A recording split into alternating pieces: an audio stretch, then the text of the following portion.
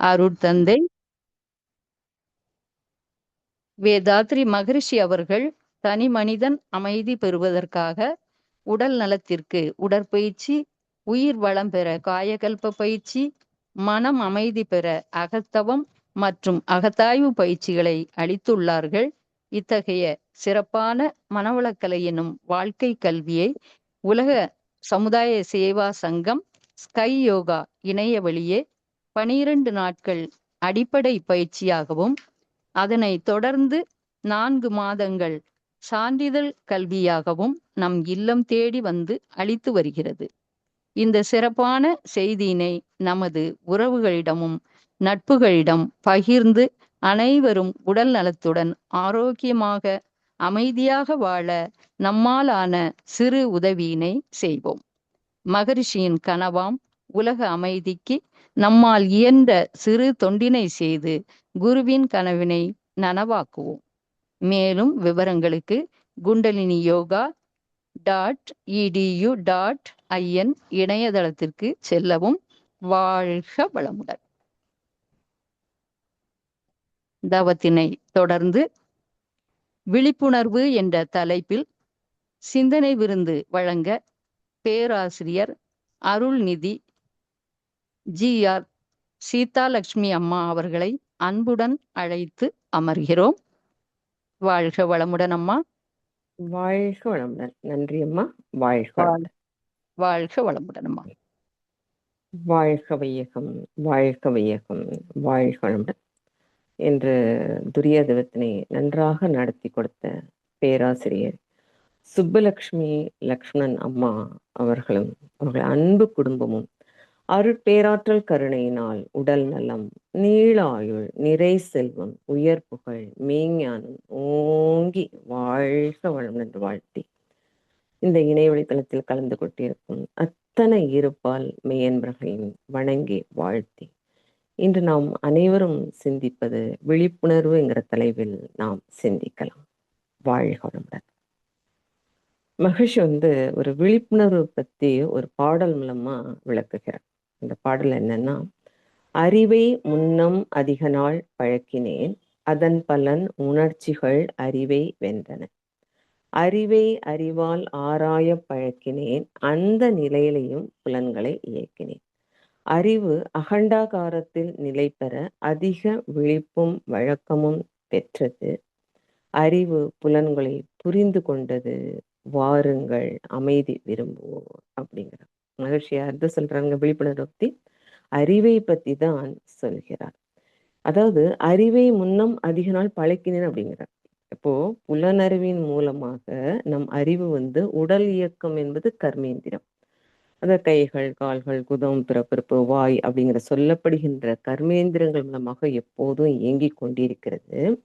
மற்றும் மன இயக்கம் என்று சொல்லப்படுகின்ற ஞானேந்திரியம் மூலமாகவும், அது தொடு உணர்வு, சுவை உணர்வு, நுகர் உணர்வு, ஒளி உணர்வு, ஒலி உணர்வு மூலமாகவும் அது இயங்குவதனால் அந்த மெய்யறிவு என்று சொல்லப்படுகின்ற ஆதி நிலை, அந்த ஆம்னி பிரசன்ட், ஆம்னி சைன்ட் அது சொல்லப்படுகின்ற அந்த பிரம்ம நிலை தெரியாமலும், அந்த சமாதி நிலை, உண்மை நிலை, தெய்வ நிலை அறியாமலும் நாம் இருந்து வருகிறோம்.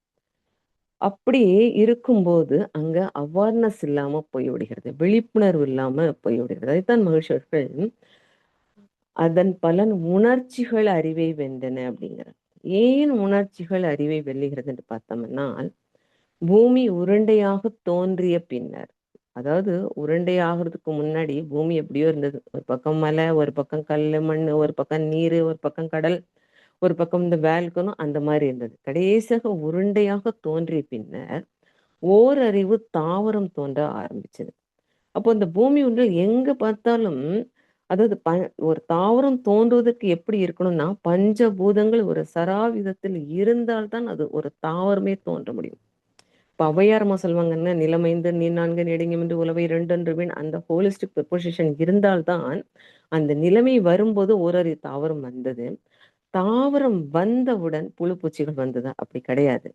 தாவரம் 85,000 தாவரத்துக்கு மேல இருக்கான். அப்போ முதல்ல தாவரம் வந்தது, செடியாச்சு, அதுக்கப்புறம் கொடியாச்சு, அதுக்கப்புறம் மரமாச்சு, அதுக்கப்புறம் விருட்சமாச்சு.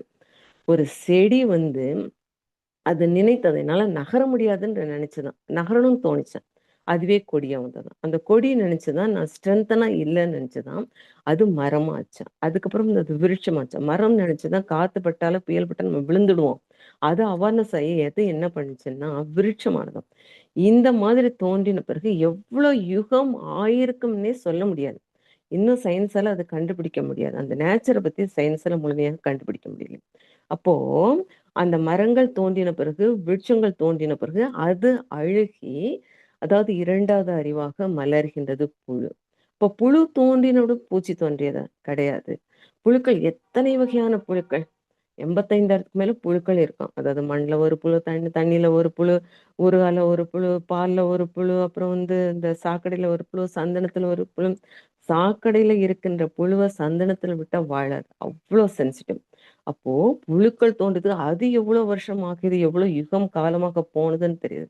அதுக்கப்புறம் புழு நினைச்சது மத்த புழுக்கள் விட நம்ம தப்பிக்கணும் நினைச்சது, பறக்கணும்னு ஆசைப்பட்டதாம். அது அவேர்னஸ் வந்து அது என்ன பண்ணுச்சு, பூச்சியா மாறுது. அப்புறம் பூச்சிகள் பார்த்தது நம்ம காத்தடிச்சு எங்கேயோ ஓடி போயிடணும்னு சொல்லிட்டு ஒட்டுகிற பிராணி, அந்த ஓணான், பல்லி, அந்த மாதிரி தவக்கலாம், அந்த மாதிரி ஆகும். இப்போ ஒவ்வொன்னா அந்த உயிர்கள் வந்து 6 அறிவு, அதாவது முதல் அறிவு, இரண்டாவது அறிவு, மூன்றாவது அறிவு, நான்காவது அறிவு, ஐந்தாவது, 6வது அறிவு பெற்ற மனிதன் வரும்போது சிந்தனை திறன் கொண்ட அறிவு திறன்தான் மனித அறிவு. அப்போ ஏன் உணர்ச்சிகள் அறிவை வெல்லுகிறது என்றால், விலங்கின பதிவுகள் இருப்பதினால் தான். ஓரறிவு தாவரம் வர்றதுக்கு எவ்வளவு யுகமாச்சு, ஈரறிவு புழுக்கள் வர்றதுக்கு எவ்வளவு யுகமாச்சு, மூன்றறிவு பூச்சிகள் வர்றதுக்கு எவ்வளவு யுகமாச்சுன்னு தெரியாது. அத்தனை தாக்கங்களும் மனிதனிடம் செல்களில் பதிவாகி இருப்பதினால், அந்த மனித விலங்கின பண்புகளிலிருந்து மனித பண்பான ஒழுக்கம், கடமை, ஈகை இருந்தால்தான் அறிவான சிந்தனை திறன் கொண்ட விழிப்புணர்வு ஏற்படும். அப்போதான் உணர்ச்சிகளை வெல்ல முடியும் அப்படின்னு மனுஷர்கள் சொல்றாங்க. அதனாலதான் இதை பத்தி வள்ளுவர் பெருந்தகை என்ன சொல்கிறார் என்றால், தம் பொருள் என்பார் தம் மக்கள் என்பார், தம் பொருள் தம் மக்கள் தத்தம் வினையால் வரும் அப்படிங்கிறாங்க. நம்ம பிள்ளைகள் இருக்காங்க, ஏதோ ஒரு தவறு செஞ்சுட்டு வருது, நம்மளால கண்டிக்கிறோம். அப்போ கண்டிக்கிறது அது தவறா ரைட்டா?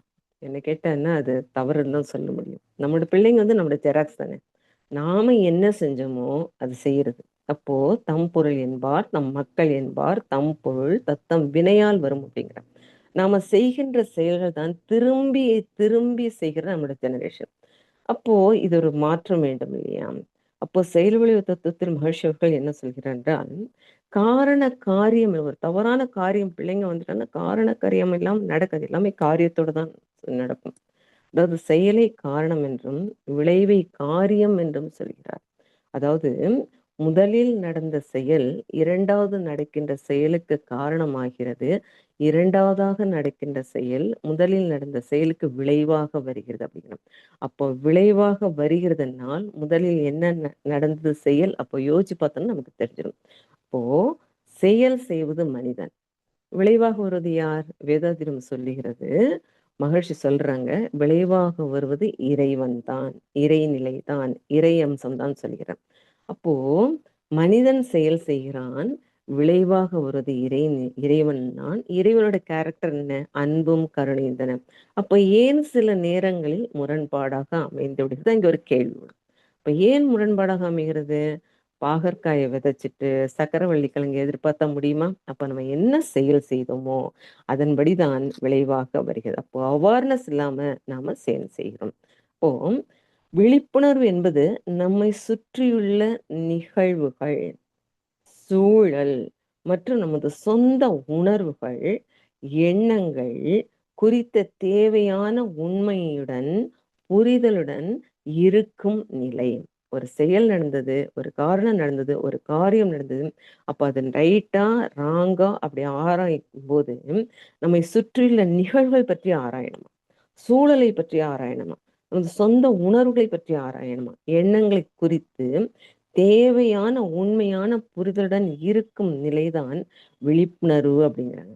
குப்பைகள் போடக்கூடாதுன்னு காலங்காலமா சொல்லிட்டு இருக்கோம். ஆனா அங்க அவேர்னஸ் இருக்கா? ஒரு அப்படியே ஒரு பேக்ல குப்பையை போட்டு எங்க ஒரு காலி கிரவுண்ட் இருக்கோ தூக்கி விசிறடிச்சிட்டு போறது இன்னும் தானே நடக்கின்றது. அப்ப எவ்வளோ அவேர்னஸ் இருந்து கூட அந்த அவேர்னஸ் இல்லாம சில செயல்களை செய்து கொண்டிருக்கிறது. இப்போ வாழ்க்கை வளங்கள் இருக்கிறது, ஆனா வாழ்க்கை தரம் இருக்கிறதா? கிடையாது. எத்தனை ஆடம்பரம், எவ்வளவு அங்க பங்களா இருக்கு, கார் பங்களா இருக்கு, எல்லாமே இருக்கு. ஆனா வாழ்க்கை தரம் இருக்கிறதா? கொஸ்டின் மார்க் தான். இங்க இருந்து ஒரு ஊர்ல ஒரு உடன்பிறப்புக்கு உடம்பு சரியில்லை, வித்தின் நோ டைம் ஒரு 50,000 ஐசிஓல அவர் இருக்கிற, நம்ம பேங்க் டு பேங்க் அப்படியே டிரான்சாக்ஷன் பண்றோம் போன் மூலமா. அவ்வளவு வசதிகள் இருக்கு, அவ்வளவு டெக்னாலஜிகள் இருக்கு. ஆனால் இன்றைக்கு எங்க பார்த்தாலும் ஒரு முதியோர் இல்லம், கிட்ஸ் குழந்தைகள் காப்பகம், செயற்கை முறையில் கர்ப்பம் தரிக்கின்ற மருத்துவமனைகள். பாதி குடும்பங்களை சமையலே செய்யறது இல்லைங்க. பசிக்கு தான் உடனே ஆர்டர் பண்ணலாம், ஸ்விக்கில இருந்து உடனே 10 நிமிஷத்துல வந்துடும். அப்போ உணவு வந்துடுது. அப்போ வாழ்க்கை தரம் எங்க இருக்கு? பேங்க் பேலன்ஸ் இருக்கு, கார் இருக்கு, பங்களா இருக்கு, வசதி வாய்ப்புகள் இருந்தும் வாழ்க்கை தரம் இல்லையே. அதாவது மகிழ்ச்சியர்கள் வாழ்க்கை தத்துவத்துவம் கொடுக்கிறார். வாழ்க்கை தத்துவம் 12 கொடுக்கிறார். தேவைகள் மூன்று, காப்புகள் மூன்று, அறநெறிகள் மூன்று, அறிவின் நிலைப்படிகள் என்று சொல்லப்படுகின்ற அதை அப்படி கொடுக்குறார். அதை படிச்சாலே நமக்கு எப்படி வாழ்க்கையை நடத்த வேண்டும் என்று தெரியும். இன்னைக்கு பார்த்தோன்னா நோய் தான் நிறைய இருக்கு, எங்க பார்த்தாலும் ஹாஸ்பிட்டல். முன்னாடி எல்லாம் பணக்கார நோயின்னு சொல்லப்படுகின்ற சுகர், பிரஷர், இன்றைக்கு இளம் வயது உள்ளவர்களுக்கு, ஏழை மக்களுக்கு கூட வந்து விடுகிறது. அப்ப நேச்சர் நம்ம எப்படி பண்ணி வச்சிருக்கிறோம்? இயற்கை ரொம்ப பாழ் பண்ணி வச்சிருக்கோம். இப்படி எல்லாத்துலயும் பொல்யூஷன் இருக்கு. காற்றுல பொல்யூஷன் இருக்கு, தண்ணியில பொல்யூஷன் இருக்கு, மண்ணுல பொல்யூஷன் இருக்கு, எவ்வளவு பொல்யூஷன் இருக்கு. அப்ப நம்ம அது சரிப்படுத்தணும் இல்லையா? அப்போ நம்ம அங்க அவேர்னஸ் இருக்கணும், இருந்தாதான் சரிப்படுத்த முடியும். இப்போ மகிழ்ச்சி என்ன வலியுறுத்தி சொல்கிறேன், 5ல் அளவுமுறை இருந்தால்தான் நோய் வராது அப்படிங்கிறோம். நம்ம சில நேரங்கள்ல கோபப்பட்டு கத்துறோம், இத்தனைக்கும் மனவளக்கலையில் உள்ளவர்கள் தான். மகிழ்ச்சி அவர்கள் சினந்தெழுத்தல் பயிற்சி செய்தும் கூட சில நேரம் கத்தும் போது நமக்கு உள் உணர்வு தெரிந்து விடுகிறது, நாம் மனவளக்கலை பயிற்சி எடுத்திருக்கிறோம், சினந்தெழுத்தல் பயிற்சி செய்திருக்கிறோம், ஆனாலும் நாம் பிறரை கத்தி பேசுகிறோம். அப்ப அங்க என்னாச்சு? விழிப்புணர்வு இருந்தும் அந்த விலங்கின பதிவு என்ன ஆகுதுங்க? அதன் மேற்கொண்டு அதை நடத்தி விடுகிறது.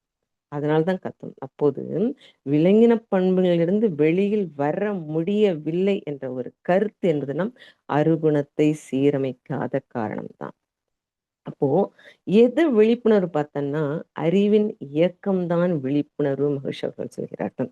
இது அப்படி அறிவின் இயக்கம் விழிப்புணர்வு இருக்கும்போது அப்போதான் நமக்கு நான் யாருங்கிற தத்துவம் நமக்கு புரியும். திருநாவுக்கரசர் இதை பத்தி என்ன சொல்கிறார்னா, ஏன் நமக்கு இறைவனை நாட முடியவில்லை, இறையம்சத்தை உணர முடியவில்லை அப்படின்னு ஒரு கோட்டை கொடுக்கிறார். என்னன்னா, மனம் எனும் தோணி பற்றி, மதி எனும் கோலை ஊன்றி, சினம் எனும் சரக்கை ஏற்றி, செறி கடல் ஓடும்போது, மதம் எனும் பாறை தாக்கி மறியும் போது, அறிய ஒண்ணாது உன்னை என்னை உணர்வாய் என் கோவை அப்படின்ட்டு. அதாவது மனம் எனும் தோணி பற்றி, இப்போ தோணின்னா போட்டு, இந்த போட் கடல் பக்கத்துல எப்படி நிக்க வைப்பாங்கன்னா, மண்ணுல நிக்க வைக்க மாட்டாங்க, மண்ணுல வைக்க மாட்டாங்க. ஒரு கடல் நீர், ஒரு அலை, சின்ன அலை இருக்கு இல்லையா, அதுல நிக்க வச்சு ஒரு கோலை நட்டி ஒரு கட்டி விட்டுருவாங்க. இப்போ மண்ணில் நிக்க வச்சு அந்த போட்டு என்ன ஆகும்னா, இது அரிச்சிரும், மண் அரிச்சிரும், போட்டு வீணாயிடும். அதனால ஒரு சின்ன குளங்குட்டையில நிறுத்தி அப்போ மனம் எப்படிங்கிறது அது அசைஞ்சுக்கிட்டே இருக்கும். அந்த போட்டு அசைஞ்சுக்கிட்டே இருக்கும். மனம் எப்படிங்கிறதுனா, எவ்வளவுதான் நம்ம தவம் எடுத்தாலும் சரி, மனதோட வேலை இயங்குவது. அது நிறுத்தணும்னா நிறுத்த முடியாது. அப்போ மனம் எப்படிங்க அப்படியே ஊஞ்சல் மாதிரி ஆடிக்கிட்டே இருக்கும். அதை பற்றணும் அப்படிங்கிறார். மனம் எனும் தோணி பற்றி, அது போட்டான், அது போட்டு பற்றி மதி எனும் கோலை ஊன்றி அப்படிங்கிறார். மதி என்றால் அறிவு. அப்போ அந்த போட்டு ஓட்டணும்னா அந்த மதிங்கிற கோலை நம்ம துடுப்பு, அதாவது துடுப்பை எடுத்துக்கணுமா, எடுத்து மதியனும் கோலை ஊன்றி சினம் எனும் சறுக்கை ஏற்றி, இந்த நாடு விட்டு நாடு இந்த ஷிப்பு போகும் பாருங்க, அதாவது சரக்கை ஏத்திக்கிட்டு நிறைய போவாங்களாம். அதாவது சினம், அதுக்கு ஒப்பிடுகிறது என்னன்னா, சினம் எனும் சரக்கை ஏற்றி வாழ்க்கை படுக்க சொல்றாரு அவர். சினம் அதாவது ஒரு சவுண்ட் டெசிபிள் நம்ம மெஷர் பண்ணிடலாம், இவ்வளவு டெசிபிள் இருக்கு. ஆனா கோபம் எப்போ வரும், ஏன் வரும், எதுக்கு வரும், யார்கிட்ட வரும்னே தெரியாது. அப்போ சினம் எனும் சரக்கை ஏற்றி செறி கடல் ஓடும்போது, ராட்சத அலைகள் பூகம்பம் வரும்போது, வெள்ளம் வரும்போது கடல் கொந்தளிப்பு ஏற்படுமா. அப்போ என்ன பண்றாங்கன்னா, செறி கடல் ஓடும்போது, அதாவது ராட்சத அலைகளை எதிர்த்து கப்பல் ஓட்டுபவர்களை தான் சிறந்த மாலுமிகளாக தேர்ந்தெடுக்கப்படுகிறார்கள். இந்த எதிர்க்காம கடல் கடல்னு வெறும் மீன் பிடிச்சிட்டு தான் கிடக்கணும். அப்போ சினமெனும் சரக்கை ஏற்றி செறிகடல் ஓடும்போது, அந்த வாழ்க்கை போட்டில் நடத்துறாங்களாம், இவ்வளவு கஷ்டத்தையும் நடத்துறாங்களாம். ஓடும்போது மதம் எனும் பாறை தாக்கி, நடுவுல என்னங்க ஒரு ரிலிஜன் வந்தது, ரிலிஜன் வந்துருச்சு, அந்த வாழ்க்கை பாதை மறுக்குமா. மதம் எனும் பாறை பெரிய பாறை, அது முன்னேற விடாமல் இந்த வாழ்க்கை படகு வந்து ஓட்ட முடியாமல் தடுக்குமா. பாறை தாக்கி மறியும் போது அறிய ஒண்ணாது உன்னை, அப்ப வந்து என்னை வந்து உன்னை நினைக்கவே முடியல, இறை உணர்வு வர முடியல. ஏன்னா இவ்வளவு கஷ்டத்துக்கு நான் எப்படி உன்னை நினைப்பேன்? அப்போ நான் உன்னை நினைக்க முடியவில்லை என்று நீ என்னை நினைக்கணும் அப்படின்னு திருநாவுக்கரசர் ஒரு கோட்டை கொடுக்கிறார். அப்போ வாழ்க்கை படகுல நம்ம பயணிக்கும் போது இறை உணர்வு பெற வேண்டும் என்றால் தவமும் அகத்தாய்வும் தான். அதுக்கு எண்ணம் சொல் செயல்களில் விழிப்புணர்வு வேண்டும் அப்படிங்கிற மகர்ஷியர்கள். இது வந்து ஓஷோ வந்து ஒரு கருத்து என்ன சொல்கிறார் என்றால், நீங்கள் உயிரோடு இருக்கிறீர்களா அப்படின்னு கேட்குறாங்க. ஆமா, நம்ம உயிரோடு இருக்கிறதானே என்ன பேசுறோம், பார்க்கிறோம், கேட்கிறோம், உயிரோடு இருக்கிற சாட்சி இருக்கு இல்லையா. அவர் சொல்கிறார், நீங்கள் உயிரோடு இருக்கிறீர்களா? அவர் இல்லை அப்படிங்கிறார். ஆனால் வாழ்வது இல்லை அப்படிங்கிறார். நீங்கள் உயிரோடு இருக்கிறீர்கள், ஆனால் வாழ்வது இல்லை. உயிரோடு இருத்தல் வேறு, வாழ்தல் வேறு. மன நோயாளிகள் வாழ்வது இல்லை அப்படிங்கிறார். கோமா ஸ்டேஜ் உள்ளவர்கள் வாழ்வது இல்லை அப்படிங்கிறார். அதை கூட வஞ்சம் பொறாமை கொண்டவர்கள் தன்னுடைய வாழ்க்கை நடத்துவதில்லை, பிறருடைய வாழ்க்கை தான் அவர்கள் வாழ்கிறார்கள். அடுத்தவர்கள் வாழ்க்கை தான் அவங்க வாழ்கிறாங்க. அடுத்தவனை எப்படி டிகிரேட் பண்ணணும், அடுத்தவனை போட்டு கொடுக்கணும், அந்த மாதிரி அடுத்தவர்கள் வாழ்க்கை தான் அவங்க வாழ்கிறார்களாம். அப்போ நீங்கள் உயிரோடு இருக்கிறீர்களா, ஆனால் வாழ்வதில்லை. உயிரோடு இருத்தல் வேறு, வாழ்தல் வேறு. மனநோயாளிகள் வாழ்வதில்லை, கோமா ஸ்டேஜ் உள்ளவர்கள் வாழ்வதில்லை, வஞ்சம் பொறாமை கொண்டவர்கள் தன் வாழ்க்கை வாழ்வதில்லை, அடுத்தவர்களின் வாழ்க்கையை தான் வாழ்கிறார்கள். அடுத்தவர்கள் பற்றி அதைத்தான் வள்ளுவர் பிறந்தகை சொல்கிறார். ஒத்த அறிவான் உயிர் வாழ்வான், மற்றோரெல்லாம் செத்தாருள் வைக்கப்படும் அப்படிங்கிற. ஒத்த அறிவான் உயிர், யாருக்கும் எந்த கெடுதல் இல்லாமலும் இருப்பதாங்க வாழ்க்கை முறை. மற்றவங்களை அழிச்சிட்டு வாழ்வது கிடையாது. இதுதான் மகர்ஷி வந்து கர்மயுகத்துல ஒரு ஸ்டெப் சொல்வார். என்ன சொல்வார்ன்றா, ஒருவரிடமிருந்து ஏதேனும் எதிர்பார்க்கின்ற வரையில் உணர்ச்சி வயப்பட்ட நிலையில்தான் மனம் இருக்கும். அதாவது அவர் வரமாட்டாரா, அவர் செய்ய மாட்டாரா, அவர் கொடுக்க மாட்டாரா, அவர் சொன்னாதான் நான் செய்வேன். அப்போ மனம் என்னதுங்க, உணர்ச்சி வயப்பட்ட மலையில் தான் இருக்கும். அதாவது பீட்டா அலை 14 to 45 வரை இருக்கும். எதிர்பார்த்தது நடக்காவிடில், அந்த தன்மை, அந்த பொருள் கிடைக்காவிடில், இடம் காலம் அது சரியாக இல்லாவிடில், அப்போது மனம் வேகம் கொண்டு சிந்தனையின்றி தவிக்குமா. அதுதான் அறியாமை அப்படின்னு. அப்போ எதிர்பார்த்தல் கூடாது, அதுவே விழிப்புணர்வு அப்படிங்கிறாங்க. ஏன் எதிர்பார்க்கணும் மற்றவங்க? நம்ம கை இல்லையா, கால் இல்லையா, அறிவு இல்லையா, உடல் இல்லையா, யோசிக்க மூளை இல்லையா? அப்ப நம்ம வேலை நாம செய்யணும். அது வந்து அதுதான் விழிப்புணர்வு அப்படிங்கிறோம். மகிழ்ச்சி இதுக்காக சொல்கிற என்னவா, அதாவது மனவளக்கலையில அகத்தவும் அகத்தாய்வு குணநல பேரு விஸ்டம் கொடுக்குறேன். அகத்தவம் எதுக்காகன்னா, மனம் தன் திறமையும் வல்லமையும் பெருக்கிக் கொள்ளும் பயிற்சி அப்படிங்கிறது. இன்னும் முடியல, நம்ம பயிற்சியே முடியல.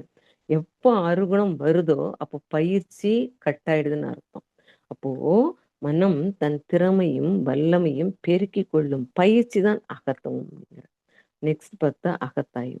மனம் தன்னை தூய்மை செய்து கொள்ளும் முயற்சி தான் அகத்தாய்வு. Daily daily daily daily purify பண்ணும். காலையில் எத்தனை தவம் இருக்கு? 9 தவம் இருக்கு. ஏதாவது ஒரு தவம். அதாவது நம்ம கொஞ்ச நேரம் ஒரு 10 நிமிஷம் மௌனமாக இருந்தால் எந்த எண்ணம் வருது, எந்த எண்ணம் போகுதுன்னு பார்த்தால்னா 90% எண்ணம் நெகட்டிவ் எண்ணம் போய்கிட்டே இருக்கு. அதனாலதான் மௌனம் இருக்க சொல்றாங்க. ஒரு எண்ணம் தான் பாசிட்டிவ் எண்ணம் வருவதற்கு பிடிச்சு இழுக்க வேண்டியதா இருக்கு. அப்போ மௌனம் தான் இது மிக முக்கியம். அப்போ அகத்தாயோடு மௌனம் சேரும்போது அந்த பல நெகட்டிவான எண்ணங்களை வெளியில் விட்டுட்டு ஒரு பாசிட்டிவ் எண்ணம் கடைபிடிச்சு அங்கே அவேர்னஸ் தான் இருந்து அந்த வேலைகளை நாம் முடித்துக் கொள்ளலாம். அதுக்கப்புறம் பார்த்தா குணநலப்பேறு. குணநலப்பேறு என்றால் தற்சோதனையில் எடுக்கும் முடிவை கொண்டு தவத்தினால் கிடைக்கும் மன உறுதியை கொண்டு எதிர்கால செம்மைக்கு வாழ்க்கைக்கு பயன்படுத்திக் கொள்ளும் முறையே குணநலப்பேறு. அதாவது அருகுணத்தை சீரமைத்தாலே குணநலப்பேறு கெட்டுகிறது. அதுக்கப்புறம் வந்து விஸ்டம், அதாவது அறிவை அமைதியாக்குவது. எந்த அறிவுங்க?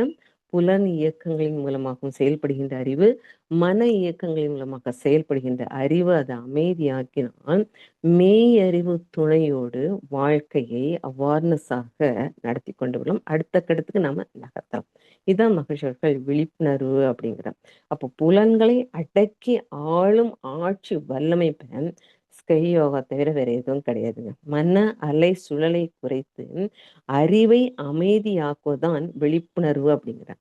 அது இன்னொரு கோட்டை குடிக்கிற மகிழ்ச்சிகள், மனமது மாயை மாயை என்பார்கள், மனநிலை மாற்றத்தை மனம் மாய்வதே இல்லை, மனம் மெய்ப்பொருளாகி மனம் அறிவாகி மனம் மறுபிறப்பை விடும், மனம் அறிவான பின் மனிதனின் நிலை மரணமில்லாத நிலை அப்படிங்கிறாங்க. அதாவது மனதை அறிவில் செலுத்தியவர்கள் யார் என்றால் மிகப்பெரிய மகான்கள். புத்தர், இயேசு, காந்தி, நபிகள் நாயகம், அப்துல் கலாம். ஏன்னா மனதை அறிவில் செலுத்தி விட்டார்கள். அதனால்தான் நம் மனதில் என்றும் நீங்காத நினைவுகளோடு அவர்கள் கால் வழி தடங்களை பதித்து விட்டு சென்று விடுறாங்க. காந்திஜினாலே நமக்கு தெரியுது, எத்தனை ஜெனரேஷன் வந்தாலும் அந்த ரூபாய் நோட்டுகள் பொறித்து அவரோட படம் மாறுமா? மாறாது. அதே மாதிரி மன்னிப்பின் மேன்மை ஜீசஸ் விட வேற யாராவது அந்த உருவம் மாறுமா? மாறாது. அதே மாதிரி சர்வீஸ் மைண்ட் இருக்கின்ற மதர் தெரசா அவர்கள் உருவம் நமக்கு மாறுமா? அப்போ என்ன சொல்லியிருக்க அந்த மகிழ்ச்சியவர்கள், மனமது மாயை மாயை என்பார்கள், மனநிலை மாற்றத்தை மனம் மாய்வதே இல்லை, மனம் மெய்ப்பொருளாகி மனம் அறிவாகி மனம் மறுபிறப்பெய்தோடும் மனம் அறிவான பின் மனிதனின் நிலை மரணமில்லாத நிலை. அப்ப எவர் ஒருவர் மரணமில்லாத நிலை இருந்திருக்கிறார்கள் அவர்கள் அவார்னஸாக வாழ்ந்து விட்டு போயிருக்கிறார்கள். இப்போ இது சமண சித்தாந்தத்துல ஒண்ணு சொல்லுவாங்க. என்னன்னா சகட சுழல், சுழலேறி சுழல்னு ஒண்ணு இருக்கு. 2 வாக்கியம் இருக்கு. சகட சுழல்னா ஒரு குடும்பத் தலைவன் இருக்கிறாரு, காலையில எழுந்துக்கிறாரு, காலை கடன்களை முடித்துக் கொள்கிறாரு, இறை வழிபாடு செய்கிறார். ஒரு 8 மணிக்கு டிஃபன் சாப்பிட்டு டேபிள்ல உட்கார்றார். 8:30 மணிக்கு அவங்க அம்மா குடும்பத் தலைவி லஞ்ச் டிஃபன் பாக்ஸ் கட்டி கொடுக்குறாங்க. அதை எடுத்துட்டு அவர் 2 வீலர் எடுத்துட்டு ஸ்டேஷன்ல வண்டி போடுறாரு, ட்ரெயின் பிடிக்கிறாரு, பஸ்ஸை பிடிச்சாரு, ஆஃபீஸ் போய் 10 மணிக்கு போய் சேர்றாரு. திருப்பியும் ஆஃபீஸ் வேலை முடிச்சுட்டு 5 மணிக்கு திருப்பி ரிட்டர்ன் ஆறாரு. வந்த உடனே ஒரு 6 மணிக்கு வீட்டுக்கு ஃப்ரெஷ் ஆகி ஒரு ஸ்நாக்ஸ், ஒரு டீ காஃபி சாப்பிட்டுட்டு ஒரு டிவி போட்டுட்டு ஒரு 8 மணிக்கு டிஃபன் சாப்பிட்டுட்டு தூங்குகிறார். இதே 40 வருட வேலை செய்து கொண்டிருக்கிறார். அது சகட சுழல் அப்படிங்கிறாங்க. அதாவது குடும்பத்தை காப்பாற்றணும், தன்னோட வேலை, அவ்வளவுதான். அதாவது கான்சென்ட்ரேட் இருக்கிறார், எந்த தீய பழக்கமும் இல்லை. அது சகட சுழல் அப்படிம்பாங்க. அது சுழலேறி சுழல் அப்படின்னு சமணசிந்தத்துல என்ன சொல்றாருன்னா, இந்த வேலையை செய்து கொண்டே அலுவலக வேலையும் குடும்பத்தையும் பேணி காத்து சமுதாயத்துக்காக ஏதாவது ஒன்று உடலாலோ அறிவாலோ பணத்தாலோ அதிகாரத்திலும் ஏதாவது செய்யும் போது அதுதான் சுழலேறி சுழல் அப்படிங்கிறாங்க. அதை கர்மாவை தீர்த்துக்கிறதுங்கிறவங்க ஒரு பாயிண்ட் அப்படின்னு சமண சிந்தாந்தத்துல சொல்லப்படுகிறது. அதைத்தான் மகிழ்ச்சி அவர்கள் மனவளக்கலையில சொல்றாங்க. அதாவது தொண்டுக்கு உங்களோட அதாவது வேலை போகின்ற மற்ற நேரங்களில் சும்மா இருக்கும்போது தவம், தியானம், சத் சங்கம், சில 2 பேருக்கு உடற்பயிற்சி சொல்லி கொடுக்கறது, 2 பேருக்கு தியானம் கற்றுக் கொடுக்கறது, அந்த மாதிரி வேலைகள் ஈடுபட்டால் ஒரு அவேர்னஸும் நம்ம இருக்க முடியும். பல வேண்டாத விஷயங்கள் நம்ம தலையிடாது. இது ஒரு கதை இருக்கு. என்னன்னா, இது 1970ஸ்ல ஒரு நிகழ்வு. அது கதையா ஒரு ஆத்தர் மாத்திருக்கிறார். ஏன்னா அந்த கதையோட பேர் மனித எந்திரம். மனித எந்திரம். அதாவது மீனாட்சி சுந்தரம் பிள்ளைவாள்னு ஒருத்தர் இருக்கிறார். அவர் மளிகை கடையில வேலை பார்க்கிறார். அவர் அவருக்கு ஒரு குடும்பம் இருக்கு, மனைவி மக்கள் இருக்காங்க, நல்ல ஃபேமிலி, நல்ல குடும்பத்தை நடத்தி கொண்டு வருகிறார். அந்த மளிகை கடையில அவர் நேர்மையாகவும் நியாயமாகவும் ஒருத்தர் கூட கடன் கொடுக்க மாட்டார். அதே மாதிரி சுயநலத்துக்காக தன்னுடைய அந்த மளிகை கடையில இருந்து ஒரு சாமான் அவர் எடுத்துக்க மாட்டார். வேலை பார்க்குறாரு. ஒரு 15 வருடமாக வேலை பார்த்துட்டு இருக்கிறார்.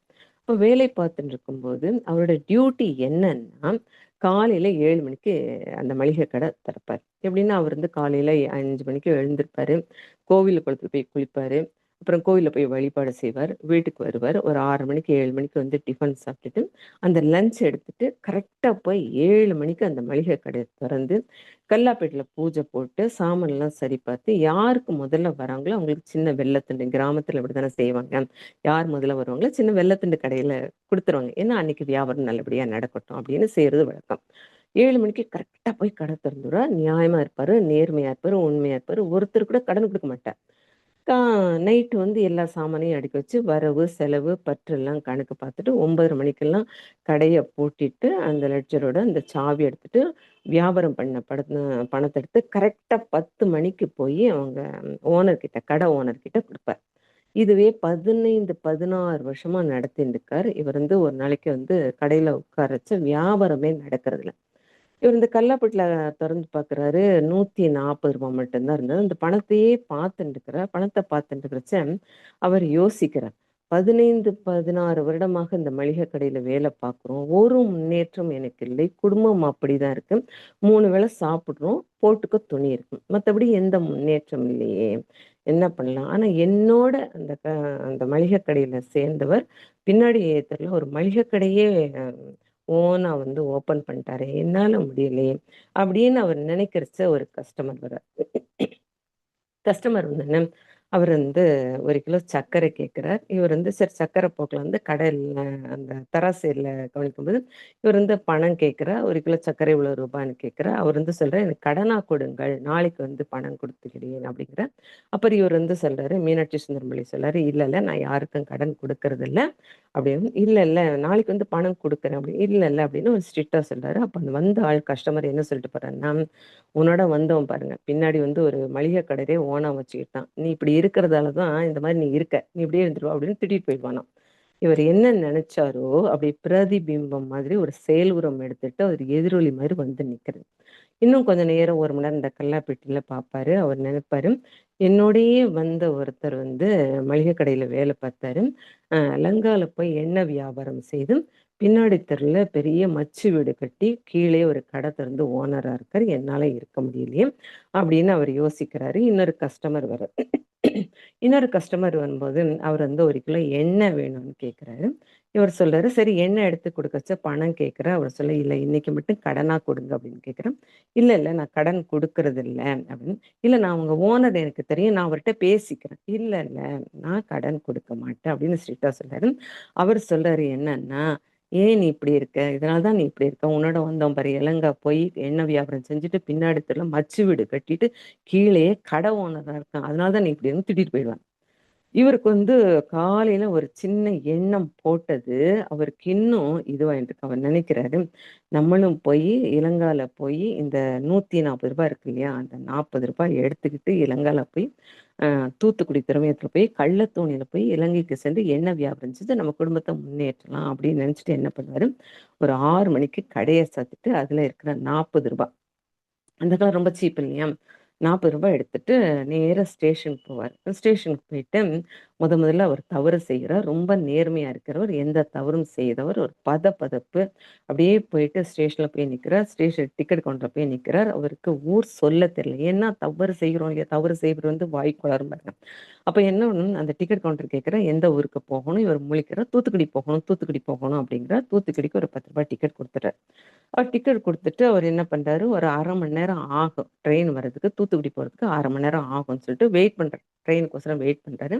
அவர் நினைக்கிறார், மீனாட்சி சுந்தரம் பிள்ளைவாள் நினைக்கிறாரு, யாராவது என்னை பார்த்துட்டு அந்த கடை ஓனர்கிட்ட சொல்லிடக்கூடாது அப்படின்னு நினைக்கும் போது ஒரு கான்ஸ்டபிள், அதாவது அவரோட ஓனரோட எப்போதும் கடையில உட்கார்ந்து 1/2 மணி நேரம் பேசி கொண்டிருக்கின்ற, டீ சாப்பிட்டுட்டு அவரோட பேசிக்கொண்டு ஒரு கான்ஸ்டபிள் இவரை எதிர்க்க பக்கத்துல விரைந்து வரார். அதுல வந்து ஒரு லத்தி எடுத்துருக்கிற விரைந்து வர. அப்ப நினைக்கிறார், ஓ நாம திருடினது ஓனருக்கு தெரிஞ்சிருச்சு போல் இருக்கு, அதனால நம்ம பிடிக்க வராங்க அப்படின்னு நினைச்சுட்டு இருக்கும்போது அந்த போலீஸ் கான்ஸ்டபிள் கேட்பார், என்ன மீனாட்சி சுந்தரம் பிள்ளைவாள் எங்க கிளம்பிட்டீங்க கடையை போட்டுட்டு அப்படிங்கிற. அப்போ அவர் சொல்றாரு, இல்ல இவருக்கு தெரியல போல் இருக்கு, நான் திருடின தெரியல போல் இருக்கு, நான் வியாபாரத்துக்கு போறேன், கடை விஷயமா வியாபாரத்துக்கு போறேன். அப்படியா, சரி நானும் தூத்துக்குடி வரைக்கும் போக வேண்டியதா இருக்கு அப்படின்னு இவர் சொல்லிட்டு அப்பதான் நினைக்கிற மீனாட்சி சுந்தரம் பிள்ளைவாள், இவரோட நாம பயணிக்கணுமே 4-5 மணி நேரம், என்ன செய்யறதுன்னு நினைக்கச்சு இந்த கான்ஸ்டபிள் சொல்றாரு, எனக்கு நாளைக்கு காலையில தான் டியூட்டி போட்டிருக்காங்க, அதனால அடுத்த ட்ரெயின்ல நான் போயிடுறேன், நீங்க போயிட்டு வாங்க அப்படின்னு சொல்லிட்டு அந்த வந்து கான்ஸ்டபிள் ரிட்டர்ன் ஆயிடுறாரு. ஸோ ட்ரெயின் வருது, ஒரு 10 நிமிஷத்துல ட்ரெயின் வர இருக்கு. இவருக்கு வந்து ஒரு படபடப்பு, தான் தவறு செய்கிறோம்ங்கிற ஒரு எண்ணமும் இருக்கு, தன்னுடைய குடும்பத்தையும் நினைக்கிறாரு. நினைச்சிட்டு அந்த ட்ரெயின் வருது. அந்த ட்ரெயின்ல வந்து அப்படியே ஏற போறாரு. அந்த ட்ரெயின் போகலன்னு ஏறப்படுத்தா அப்பதான் ஒரு கால் செருப்பு தான் அவர் ஓடி வந்திருக்கிறார். அது கூட அவருக்கு தெரியல. அப்படியே ட்ரெயின் ஏறுறதுக்கும் மூவ் ஆகிறதுக்கும் திருப்பி என்ன நினைச்சாரோ அவர் இறங்கிடுறார். இறங்கிட்டு மணி 8 இருட்டாயிடுது. உடனே போய் நேர அந்த ஒரு கால் செருப்போட ஓடி போய் அந்த கடைய ஷட்டரை திறந்து அன்னைக்கு பற்று வரவு செலவு கணக்கெல்லாம் எழுதி அந்தந்த சாமான் வச்சுட்டு மணி 10:15 ஆயிடுறது. எப்போதும் 10 மணிக்கு சாவி கொடுக்கறவரு 10:15 கடையில இருக்கிறார்.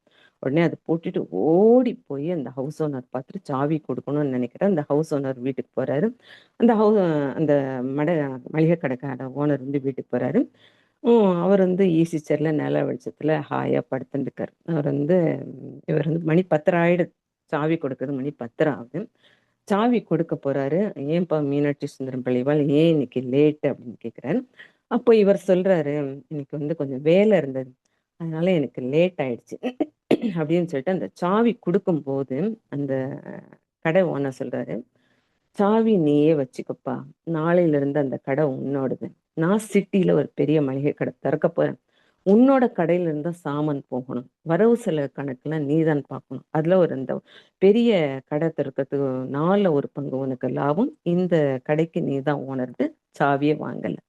அப்பதான் மீனாட்சி சுந்தரம் பிள்ளைவாள் ஒரு நினைக்கிறார், நாம் அந்த ட்ரெயின் ஏறி இருந்தா, கள்ளத்தோணியில போயிருந்தா என்னோட குடும்பம் எவ்வளோ கீழ் நிலைமைக்கு போயிருக்கும், எப்படி ஒரு நேர்மை என்னுடைய கெட்டு போயிருக்கும். அப்போ ஒரு அவேர்னஸாக அவர் வந்து அங்கே இறங்கினார்.